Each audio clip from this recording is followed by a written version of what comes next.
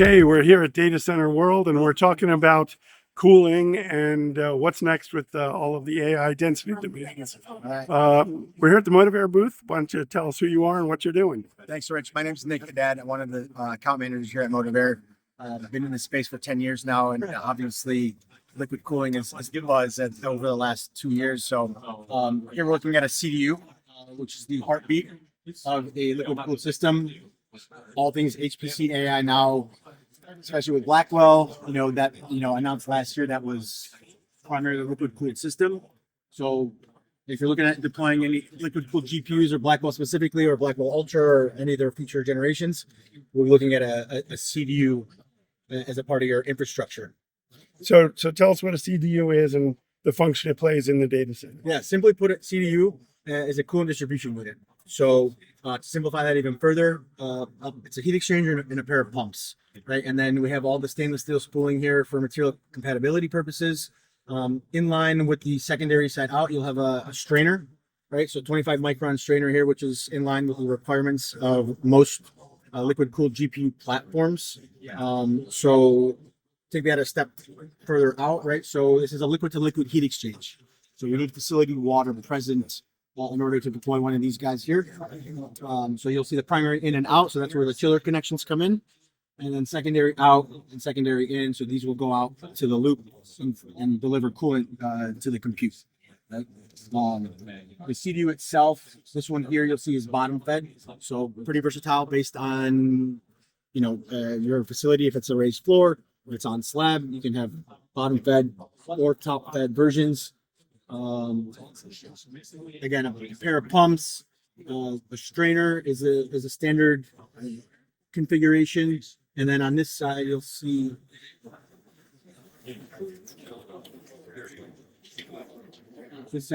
the electrical panel, an expansion vessel, and then the makeup tank there.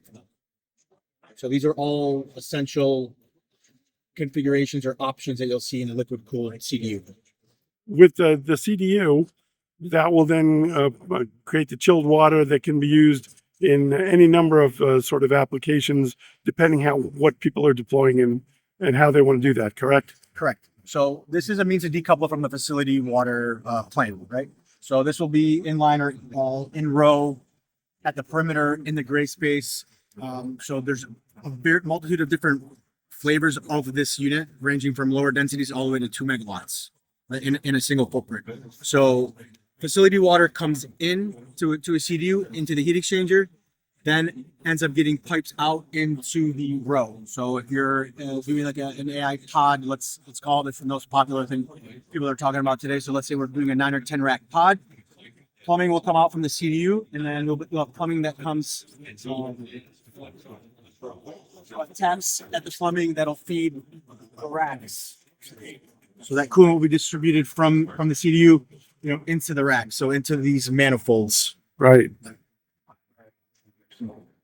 You'll have liquid cooled servers, in here that are plugged into the in-rack manifolds.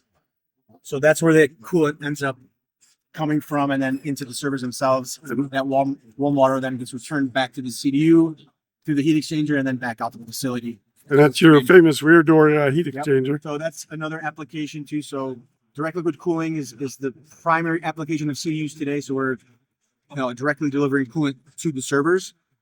Some folks may want to deliver the coolant to a rear door heat exchanger like this one.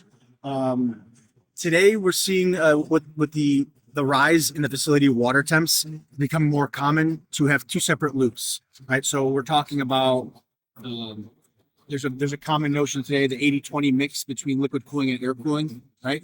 So in a Blackwell system, the processor are still being cooled by liquid, but the onboard memory and the power supply still need to be air cooled.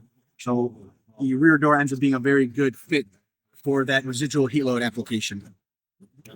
And historically, that's been a good transition for a lot of folks who are looking to get denser. Mainly because the Blackwell system is 120, 130 kW density at a single rack. 100 of that, or rough, 100-ish of that goes to the liquid, and you're still needing to manage the air cooled load, 20 to 30 kW. So it's just, in most cases, it's still a significant heat load to be passed to your air cooling system. Awesome. Well, listen, thanks for giving us a sense of how all this works together in the data center. Absolutely. Yeah, it's very high level, but happy to share. Okay.